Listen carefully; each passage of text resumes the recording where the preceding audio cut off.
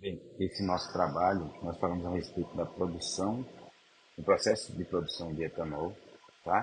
A partir, utilizando a química para que a gente pudesse ver e trabalhar alguns conceitos relacionados ao processo químico de produção do etanol, utilizando a estequiometria, tá?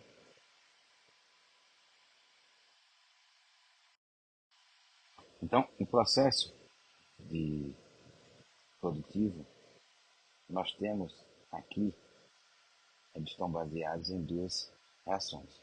Nós temos a produção a partir da sacarose, nós temos a produção da glicose e a frutose. Então, nós temos nesse processo produtivo, tá, utilizando mesmo a frutose e a glicose, tá, como matéria-prima, a partir deles, tá, da sacarose, produzimos a glicose e a frutose. E no segundo processo, nós temos a decomposição da glicose e da frutose, tá, e a produção de CO2 e etanol.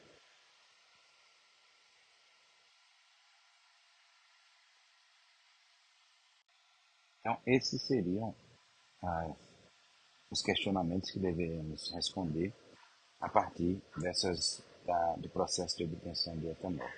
Tá? Aqui nós temos os rendimentos de todos do primeiro e do segundo processo, primeiro 90% e o segundo 85%. Tá? Então, nós temos aqui a pergunta sobre a quantidade de sacarose necessária para se produzir um volume de 40 metros cúbicos de etanol.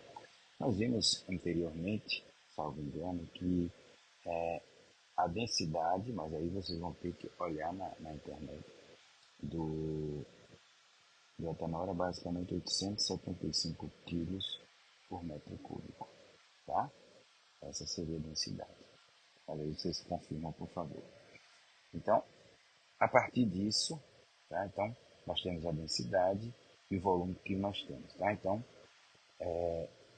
a partir desses dois processos, nós devemos calcular e verificar, tá, qual a quantidade de sacarose, que é o produto inicial, da matéria-prima inicial, da produção do etanol, qual seria a quantidade em massa que nós teríamos e precisaríamos para formar essa quantidade de etanol. Tá? Então, isso, tá?